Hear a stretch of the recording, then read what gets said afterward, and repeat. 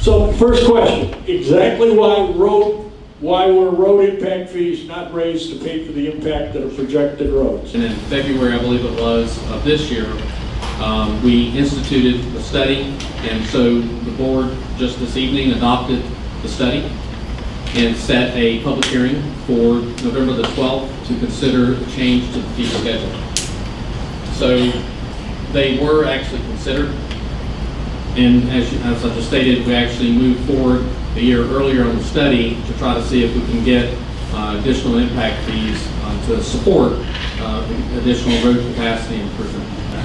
Were there any other alternatives considered instead of the 25% tax rate increase to pay for the new road? So, roads and property tax increase. Is there a relationship?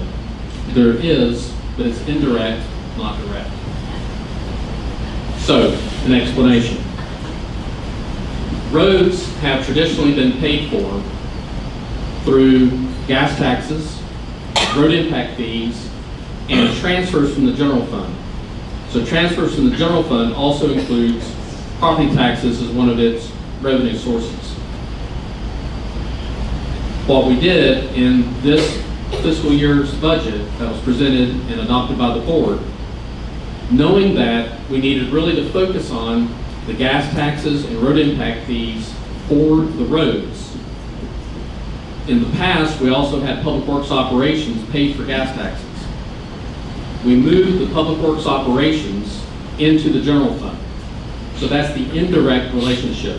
So now the general fund is paying for the public works employees that provides the maintenance support, the sign support on the roads, signalization support, the engineering support. So that's the indirect component of the increase that's associated with a portion of the property taxes because it took on that particular burden. So it freed up all of the gas taxes and it freed up the impact fees to be able to support the funding of the roads moving forward. Now, if you look at the budget, there is no general fund transfer in that budget under the current fiscal year. But if you look in the 5-year pro forma, there were future years of potential general fund transfer to support the continued activities of roads.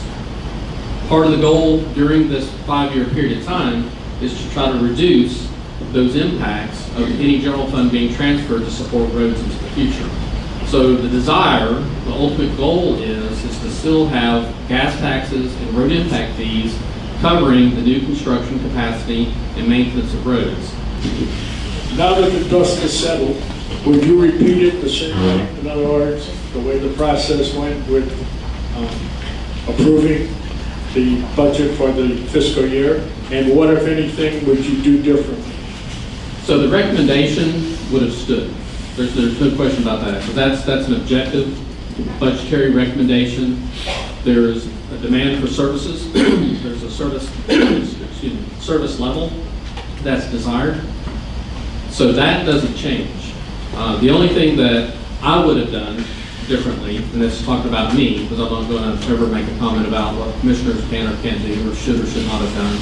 But for me, I would have liked to have been able to engage you in advance.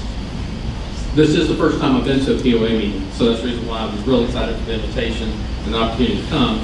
But I would like to have had the opportunity, more time, to provide an awareness about what our services are, to answer these questions more fully related to what our relationships are with our municipalities and how we're saving from a long-term standpoint with consolidated services is to the benefit of the citizens long-term and being able to share the long-term vision. We heard what you said about the commission's salaries being set by the state, but isn't it also true that they can choose to accept less and not to participate in the very generous retirement program? That is true. The one thing you have to be cautious about, and I'm being very sincere in this statement, not everyone is retired. Some folks want to serve the people, and they want to serve in an elected position. and they're going to be making some sacrifices, potentially financially. I had a commissioner that I worked with in the past. He sold limited life insurance. He made a zoning decision. He lost 20 of his customers after that zoning decision. He made the right legal decision, but it financially impacted him. So having the finances associated with salaries of service, there's nothing illegal or immoral about taking that, and to sort of impose for someone to strip it or to remove it, I think is a poor move, because you will limit the candidacies that you might have in the future. So that's just a cautionary note.